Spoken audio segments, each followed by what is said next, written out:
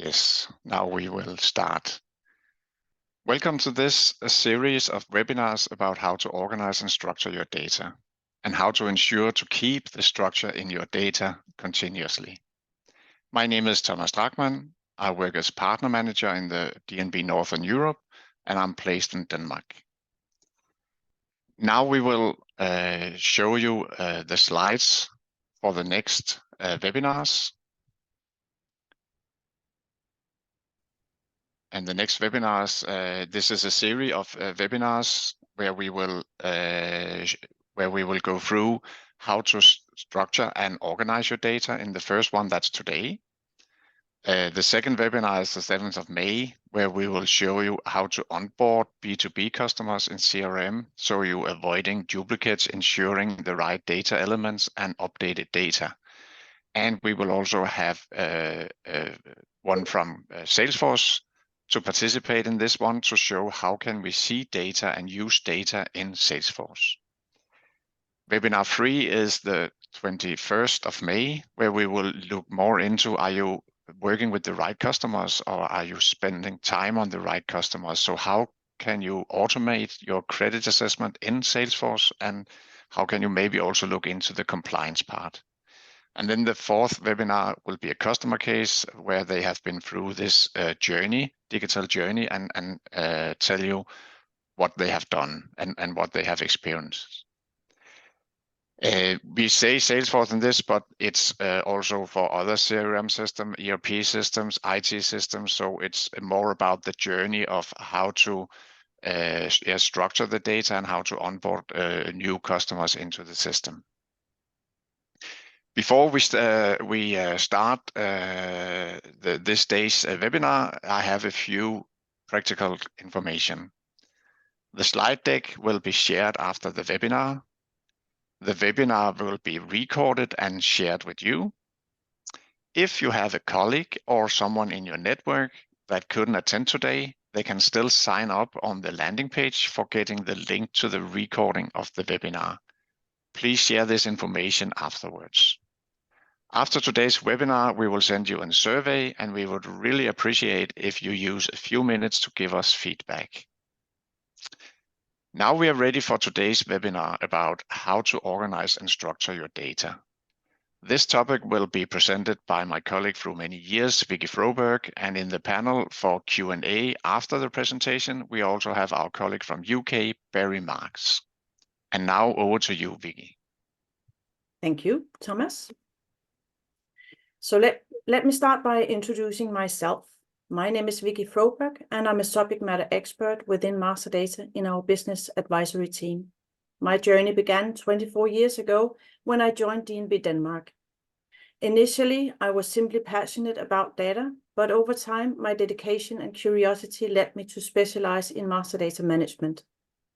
I've witnessed the tangible impact of my work at our clients' businesses, from improving data accuracy and consistency to enhancing decision-making capabilities.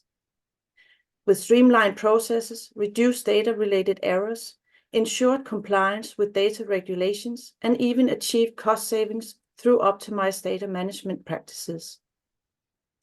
But before we start today's webinar, I think, Barry, you can also present yourself. Yes, of course. Thank you, Vicky. Good morning, everyone. So I'm a consultant here at Dun & Bradstreet as well. I've worked with clients over many years now to solve business challenges with data across a wide range of business functions. This has spanned a wide variety of use cases, such as data management, market segmentation, improving campaign performance, and more finance-based risk use cases, such as reducing bad debt. And I've seen data described as the new oil, the new gold, and the new rock and roll. And the last one is definitely the one that I tell my kids. They're not always convinced by that, but I am, and like Vicky, I'm very passionate about the power of data. So delighted to be part of today's session. And I'll hand back to you, Vicky. Thank you. Thank you, Barry. And sorry, Viky, I forgot to say that if you have any questions, the participants have any questions, please raise them in the Q&A in the bottom of the screen, where you can ask anonymous. Sorry, Viky, over to you again. No problem, no problem. Good morning to all of you. I'm very pleased to meet you. So today's I will concentrate on the master data journey and how to become digital in a complex and challenging B2B world. I will start with the master data program, why it is important, how to start, and what to gain. Then I will continue with a short introduction of Dun & Bradstreet, and I hope you will enjoy the next 30 minutes. And afterwards, as Thomas mentioned, we will have a Q&A session where you can ask all your questions. You're most welcome to write any questions or comments in the chat during this presentation. Why master data? One thing we believe for sure is that in order to improve your chances of being able to both grow and manage through disruptions, it is essential that you have deep and trusted insights on your critical business relationships, customers, suppliers, and partners. Having the right data helps you derive the right answers about whether or not and how to engage with these business partners. These quotes from Gartner and McKinsey underscore the point we're making around disruption and the digital transformation. To sum it up, companies are trying to grow while at the same time they're fighting fraud, security, and other risks and disruptions. In a way, fighting on two fronts. This is very challenging for an organization, especially small ones, to do both well. It is an investment and perhaps also a necessity in your business. And Gartner states that at least 40% of the companies will make this investment during this year.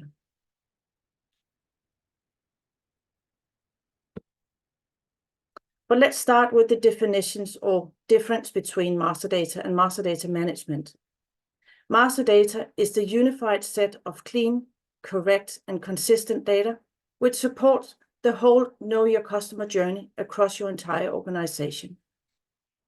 Having the insight to make faster and trustworthy decisions based on a solid foundational data view and having the same insights whether you are in the finance department or in the sales department.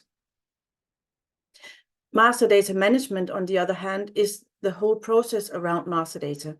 It is the IT landscape where decisions have been made around which hardware and software to use within the organization, the processes around data, from which systems the data flows, and the governance around data, and last but not least, the people operating both the systems and the data. The master data management journey is a change management, which means you must have C-level acceptance and all people on board to be successful. As mentioned, today's topic is how to structure and organize your master data. It is pretty simple from my point of view, but I know it can be a rather complex process in real life.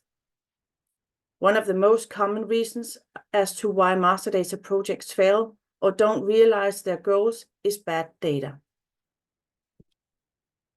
So what is bad data? I've listed 8 types of bad data, which I see every time I receive a customer file. Inaccurate data. This is the data that is wrong or misleading.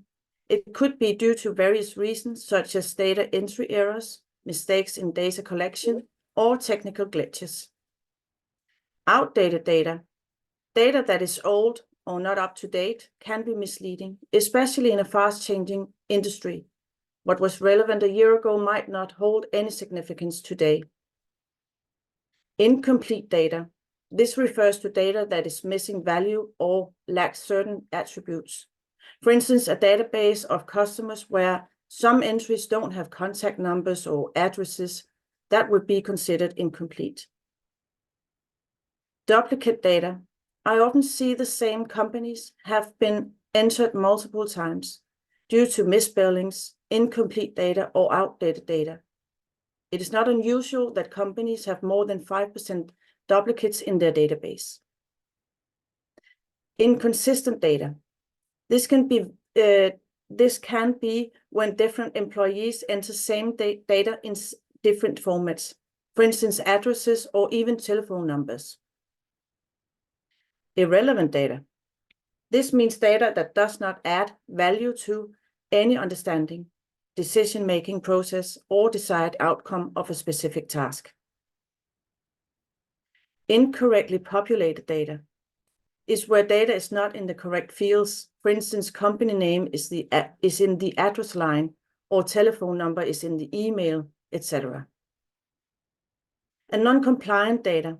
We see sales and marketing teams increasingly focused on ensuring their campaigns remain compliant with legislation such as GDPR and regional legislation to protect their brand and avoid fines, but it is very difficult to ensure compliant data when you're dealing with bad quality data. So these various issues severely limit companies' ability to drive digital transformation, automation, and personalization. So let's look at some examples of this on the ground. I've seen and heard a lot of frustrations from both clients and decision makers in different industries over the years. Marketing is sending sales irrelevant prospects. We're too late in the buyer's journey. We've missed the sales opportunity. My sales team is spending too much time on updating customers. They should be selling instead of Googling. We've lost money on too many customers because they couldn't pay their invoices. Our suppliers can't deliver in time because of a natural disaster in the area. We don't know how to be compliant, help us, etc. Bad data can impact sales, marketing, customer service, retention, and practically every other aspect of your business. Beyond the money that you're spending on CRM software and tools, and the money lost on wasted employee hours, there's also the money that you aren't making as a result of bad data.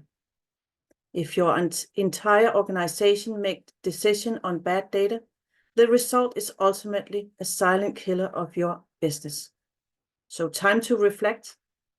Do you know the quality of your data? Can you afford to wait?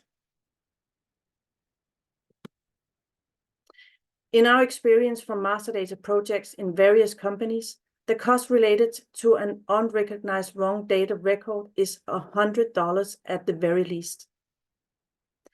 The basis of the rule is very simple. It takes $1 to verify a record as it is entered, $10 to cleanse it, and $100 if nothing is done. The result of mistakes is felt over and over again for as long as the data goes unaddressed. It shows that unaddressed data quality issues only get more expensive over time. And there's another aspect customers often miss. When you add the impact that bad data has on business decisions, it can easily cost up to $1,000 per record. For instance, sending invoices containing incorrect information only for them to be returned and require follow-up. Asking sellers to wade through several similar-looking CRM records to try and find the correct one. Sending sellers to face-to-face company meetings where the opportunity has been assessed on poor data. Spending money on an account-based marketing campaign where the organization account has not been fully understood. This really simplifies the impact of bad data and makes the decision on the investment easier. So imagine if you have clean, correct, and updated data. How will this affect you and your business? Trusting data is key for decision-making, strategies, and reporting. You will have faster decision-making and be able to navigate in a challenging world with digital fraud, disruptions, wars, catastrophes, etc. You will be ready for advanced tech like cloud migration and AI. It'll be easier to retrieve more insights on your business partners quicker and thereby take the necessary actions. More insights are more relevant information, such as ESG data, sales and marketing data, and finance and risk information. And as mentioned, we have a deep dive in the finance and risk area on how to automate credit assessment and compliance webinar on May 21st.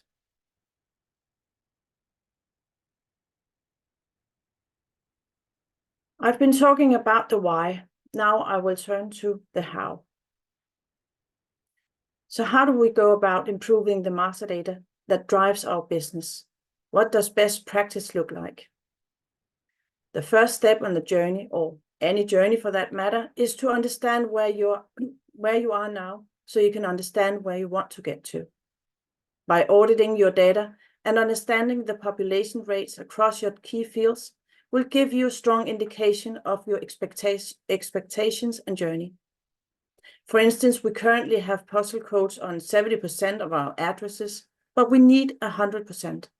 Or we have our own industry categories that require mapping to an industry standard, such as the European NACE code, etc. Next step is the initial data cleanse, where your business partners are matched to a unique identifier, so you can track your business partner throughout the entire data flow. When you have the unique identifier, the insights of data information can be enriched. So now you have a clean, refreshed database with new data information. But in order to keep it clean, you definitely want to ensure to onboard new business partners correctly and seamlessly, for instance, by a connector or to a data supplier. The last box is also very important, since this function keeps the data updated. So whenever a company changes its address, name, activity status, CEO, or whatever, you will be notified about the changes, and having an automated maintenance in place, your data will always be accurate. To sum up this slide, the first two boxes are the talking points of today, and the last two boxes are the talking points of our next webinar, How to Onboard B2B Customers in CRM on May 7. The initial data cleanse and match is a very important step.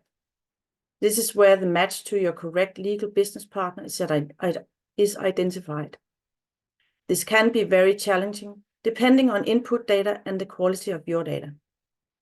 It is a comparison of data elements and a lot of sophisticated rules and AI learning that leads to this match. After an automatic match, there will be companies in the low end of the scale of accuracy, which should be validated in a manual process. I strongly recommend to choose a data provider with validated source data and with a daily updated company database.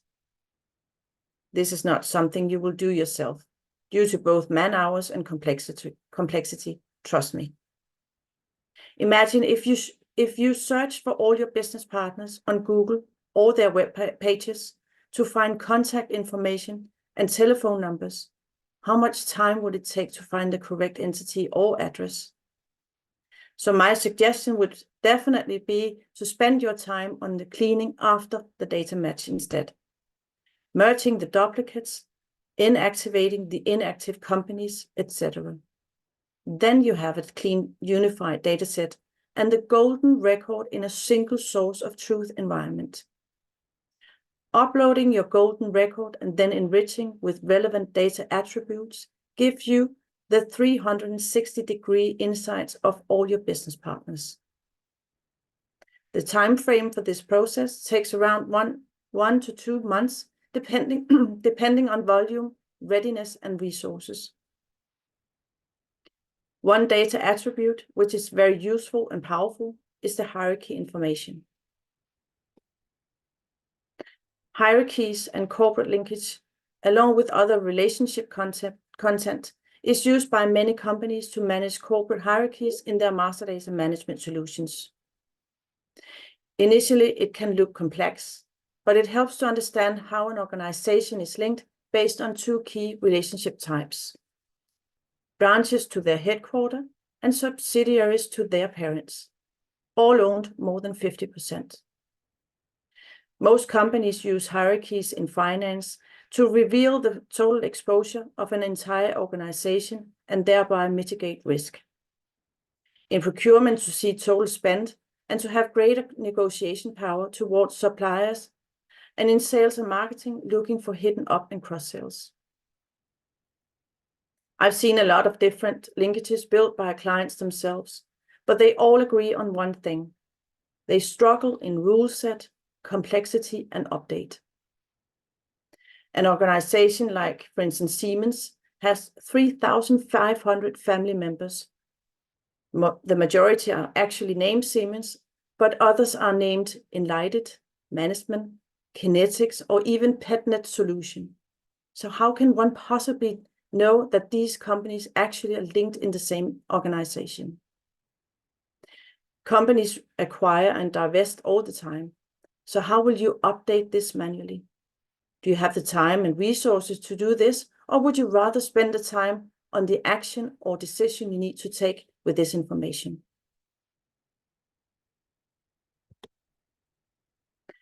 So to sum it all up, poor data leads to poor insights, which leads to poor reporting. The consequences? Disastrous decisions that could have easily been avoided. But having clean, transformed, and accurate data creates confidence, efficiency, insights, and competitive advantage in a complex, fast-growing, and digital world. Having the right data provider or even data partner will help you to get ready to steer you through the turbulence and make the right decisions faster. As mentioned, I've had the pleasure of helping and supporting many clients over the years, and on June 11th, you can attend another webinar with a real customer case.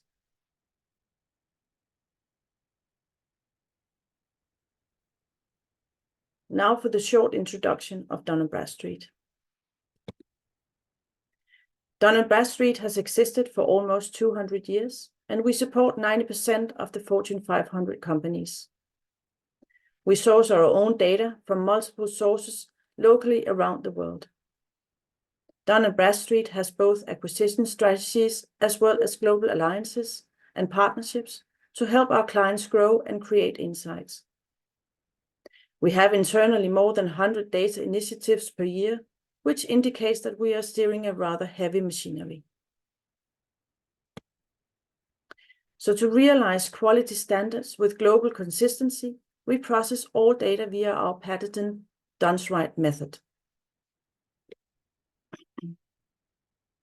Our ability to turn an enormous stream of data into high-quality business information is part of our legacy that extends almost 2 centuries.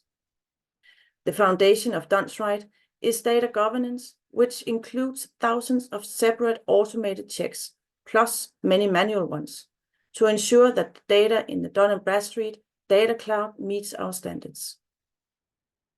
First of all, we collect data from more than 30,000 different sources globally. These sources have been thoroughly verified by all the local markets, such as national registries, to ensure a validated data process. We own the data, as we receive the data directly from the source.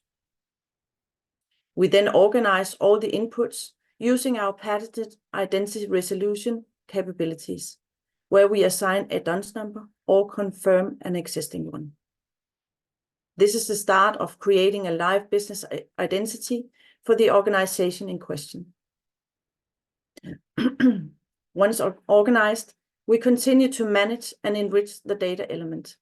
If we're using multiple sources for one data element, we select the source that delivers the strongest quality using prioritization rules to resolve conflicts. We call this best view. From identification and managing layers of data, we start building relationships between the legal entities, cross-border, and linking them to corporate hierarchies. Using analytics and AI, we build our own statistic models with predictive scores and indicators. Along with the data quality, we take security seriously. Detailed due diligence is conducted on our data suppliers to ensure that the data we are acquiring has been collected in adherence with applicable privacy laws and honoring the rights of any data subjects. All phases of our data journey are underpinned by structured monitoring and control capabilities.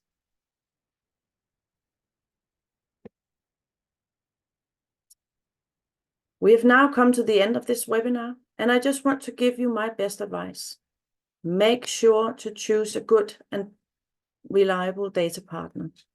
A data partner who has the know-how and expertise to guide you in the right direction during your master data journey, who has the experience and has worked with a lot of clients and gained both insights and knowledge, who are committed and engaged with their clients and the project, has valid and updated data, of course, are global but can act local, so you only need one data supplier, someone you can trust, and someone who will make you and your business a success.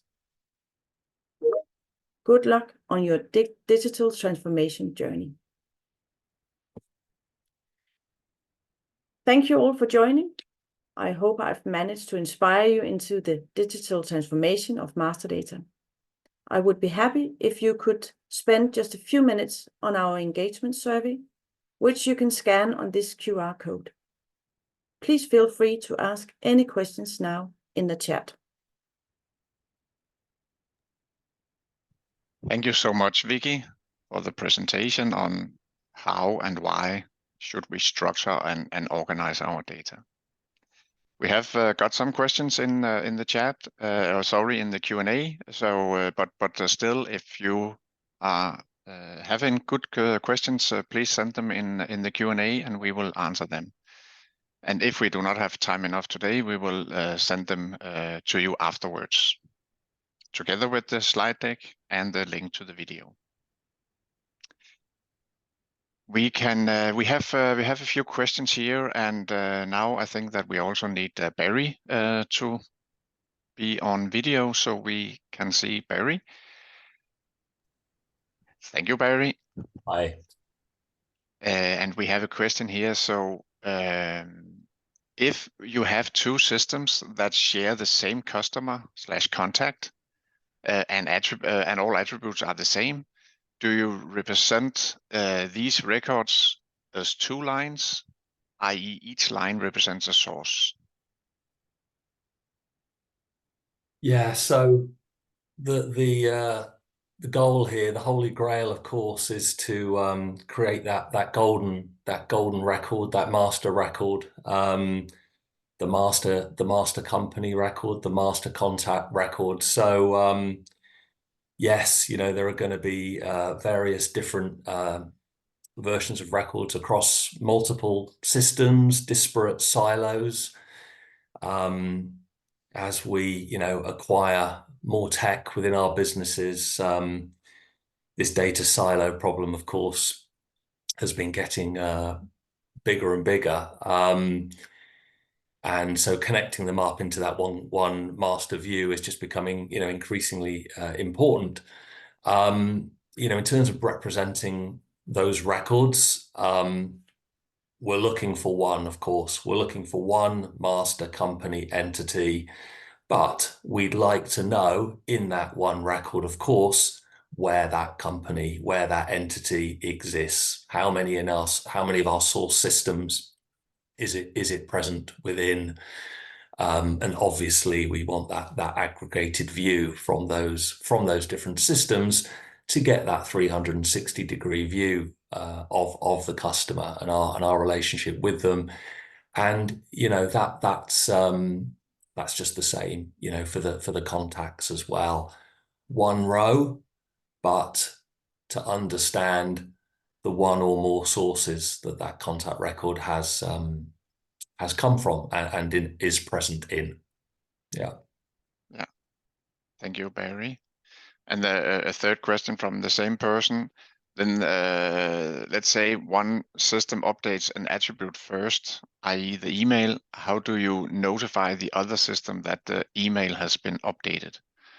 And I can answer that myself because I've been working with the connectors and CRM and ERP systems for a long time.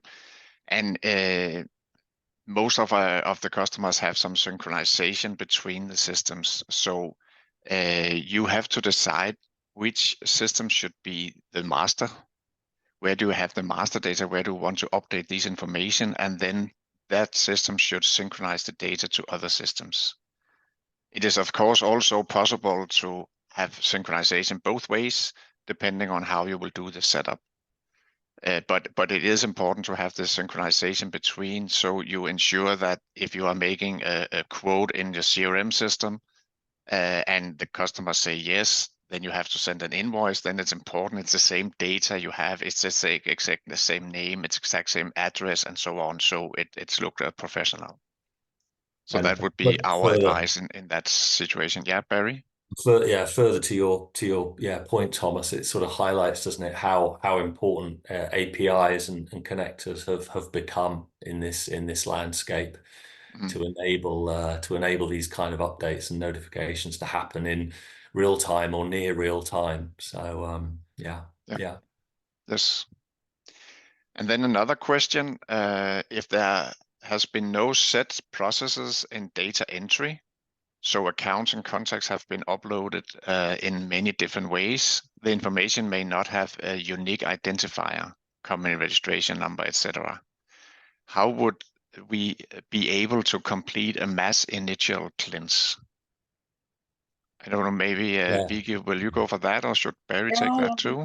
Yeah, definitely. As mentioned, it's important to look into where are you in the process, again, auditing your data, looking at how many postal codes do you have, how many addresses do you actually have, and then contact a data supplier. That's my best advice, because doing it yourself, it takes a lot of time, and you don't have the tool to do this by yourself. It's easier. So when you have made an initial data cleanse with a data supplier that can do this, it's much better to look into the work afterwards for you. So definitely have a data supplier that you can trust with this data. Yes, thank you, Viky. Do you have anything, Barry, to add? Yeah, obviously agreed, and I think the sort of things that are a data house, a data company can bring is generating insights like the degree of duplication, in your data, whether a lot of those accounts, how many of them may have ceased trading.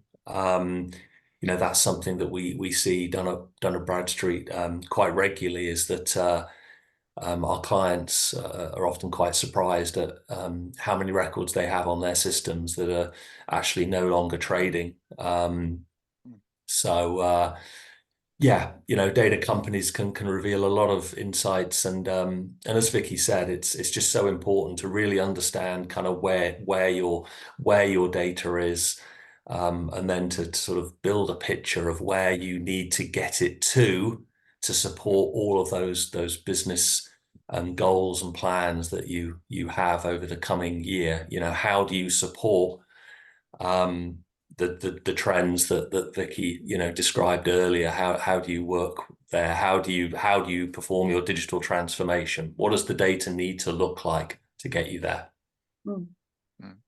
Yeah, and also we have had a lot of customers using the company registration number as a unique identifier, and they have been surprised every time when they go either cross-border or whatever, so and found that this unique identifier is not that unique. So yeah, it's probably the best to have a data supplier that has a unique identifier that you can use after a initial data cleanse. Yes. Thank you. And the next question is, what is the frequency of updates for your customer database? Barry? Yeah, happy to take that. So yeah, we have 30,000 different sources across the globe, data flowing into our global data cloud every single day. So that's the short answer. Our global database is updated on a daily basis, and any of our clients that plug directly into that can benefit that recency, that freshness of data, and they can of course perform regular refreshes or even daily monitoring, depending on the use case and the requirement. Yes, thank you. Then the next question, we are a long-established international recruitment company with approximately 300,000 candidate records. We are about to embark on a data cleanse project. In your experience, when would you suggest we set the cutoff for archiving database entries? 12, 24, or 60, 36 months? Do we have... I know that a lot of other clients actually takes a cutoff with 24 months. Having a full data cleanse could also be beneficial, because then you can actually see the history of all your clients or candidates and actually work with these. However, if you make a cutoff and decide that you don't want to engage with these customers in the future, then definitely it's definitely up to you. But I know a lot of our clients make the cutoff at 24 months. Yeah. And I will also add here that it's also dependent if the candidate records is private persons, so the candidates, or if it's company information, B2B information. Because if you look into that it's private persons, you have the GDPR, you also have to align with. So it can be difficult to answer directly here. So please contact us afterwards, and we can deep dive more into to how we can help. Yes, and then the new question here, if you have a contact/customer that works at multiple relationships, how is that modeled? Example, contact A works at company A and also company C as a consultant. Do Viky or Barry have any comments on that one? I'm not sure whether that, I guess there's two angles there. What one is how companies manage that themselves, and obviously they have that ability to record the same people across multiple accounts. That will be fairly common from a D&B perspective. We have over 500 million company records. We have around 500 million contacts. Each of those contacts are tied to a specific entity on our database, to one entity. They all have a unique identifier, and they're linked to that one entity. So for us, that's the way we structure our contact data. But obviously our clients have very detailed, nuanced relationships with their accounts and the people that represent those accounts. So it's absolutely common and fair to have the same people logged against multiple accounts. I don't know if you'd add anything else to that, Thomas, but yes, I can also add that it could also be that they have different email addresses, so maybe it is two different persons. It could be a different legal entity, because maybe contact A can sign for company A but cannot sign for company C. So there's also the legal part to look into. So again, this is a very good question. We do not have an exact answer, but there are some different ways to do it depending on how you work in your end. And Then I think it will be maybe the last question here, if we also should keep the time. Do you provide a hybrid data refresh, system refresh, and peer refresh? It means that there will be representative from DNB to do customized data refresh. I'm not sure if I understand that 100%. Area of Viky? No, I've never heard these terms before. No.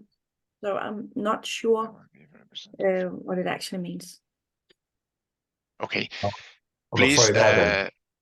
yeah, contact us directly afterwards with this question, and we can look more into that. Then there was one more question. It was a quick answer, no answer on that one. But how do you best manage the complexity of corporate families when mastering data? Barry, have you some comments to that? And you have around 2 minutes. 2 minutes to answer. That's a big topic to cover in 2 minutes. I know. But I shall be brief. It's a great question. It's one of the most common topics that we discuss with our clients. And of course, Vicky touched briefly on this within the presentation. We define corporate families as groups that have 2 or more sites linked to them through majority ownership.